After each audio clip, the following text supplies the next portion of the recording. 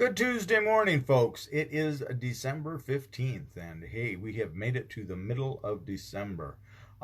Today, we're going to continue on our journey through Luke. We're in the 14th chapter. Today, we're going to look at verses 25 to 33. So, a little bigger bite than normal, but it's a lot of parables that, little short parables that kind of are pointing towards the same direction. So, it's not quite as big a bite as it appears. Let's put it that way. But it is some of these difficult verses of Jesus. We talk about that Jesus. Some of Jesus' teachings are hard and seem harsh, and sometimes we try to avoid those. We just want to kind of go to all the nicey nice stuff and stay away from the stuff where it really actually calls us to change and calls us to actually respond to what he's saying.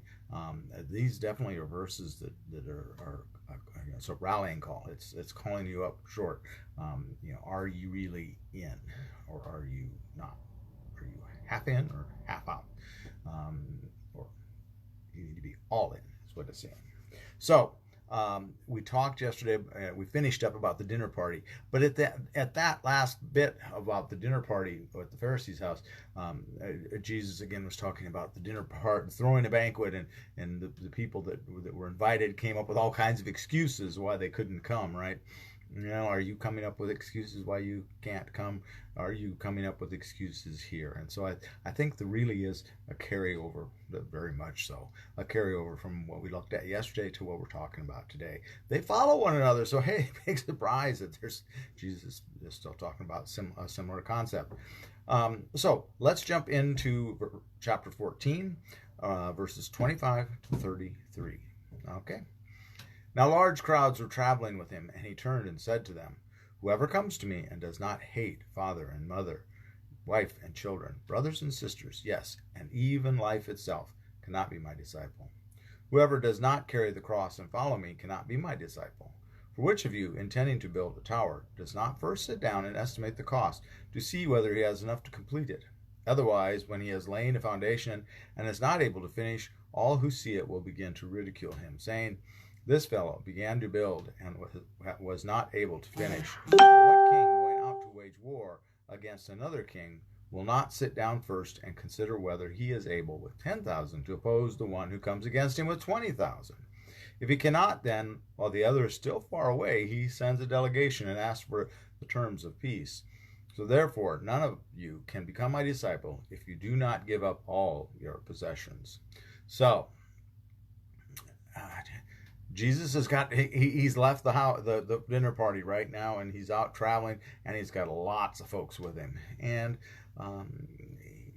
perhaps it's the numbers of the people that are there, or perhaps he's questioning because are they really all truly in? Are you all in? And that's why he turns around and says, "Whoever comes to me and does not hate father and mother, brother and sister, and mother and father, blah, blah, blah," and all of that, cannot be my disciple. The question here is where is your priority at? Are you truly a Christ follower? Have you truly changed? He talks about building the house and going to war and all of those things that he's using as a metaphor here. Have you calculated the cost here, and have you committed to this?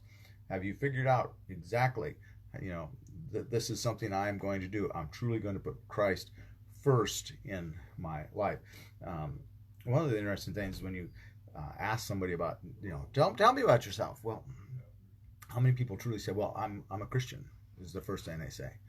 Well, by golly, from here, I would suspect that Jesus is wanting you, when somebody asks you about yourself, that the very first words out of your mouth should be that I'm a Christ follower. Or that I'm a devout Christian, or I go to church regularly, or something along that line to describe you as being in and not being out. And if at the very last thing after you listed off, the blah blah blah blah blah, and then and I really enjoy my church. And it's just kind of an afterthought. That's not what Jesus is looking for, is it? He's looking for that being. What is your identity? Is your identity you're a Christian? if you have to put a descriptor in front of Christian, if you say you're this kind of, this kind of a Christian, I don't know. I don't know if that's good. I think that's bad. I'm thinking that's not what he's wanting here. So I think that's a dangerous thing. We have to be willing to put him first and foremost, and everything less. It's uncomfortable for us when we read these things about giving up all our possessions and giving up our families. And I don't think he's asking you to. He's saying to say, leave your family, because honor your father and mother, right? That's one of the commandments. So I don't think Jesus is telling you not to love your family, but he's saying is your first love in life, the first priority in your life, the very absolute first thing has to be God. It should be God, family, country, all of those things. What is the order? That old order. God should always be numero uno in your book. And I always, when I read this, I always think of it here when he's talking about the building a house. I always think about in Omaha, there used to be a house. I first moved to Omaha, was there. That looked almost finished. I mean, it looked from the outside, it was a finished home. But my understanding always was that the family had built the house and never, ever finished the interior. And that house stood there for, oh my gosh, probably close to 30 years. Unfinished. No one ever lived in it. And finally, and it was a beautiful house, a large house right on Center Street. And finally, they came along and tore it down and built a different house on that spot. Someone bought the property, but it always was a wonder.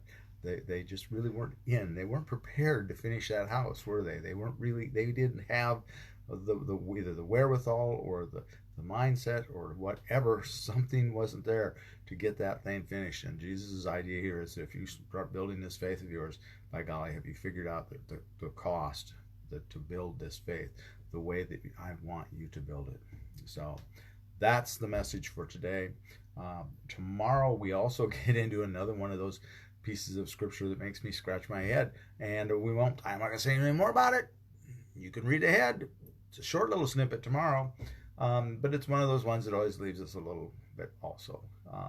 Not quite as hard as this one. But nobody said following Jesus was easy. Nobody said following Jesus was not a commitment. And if they did, they lied to you, and they didn't understand Scripture. It's not easy.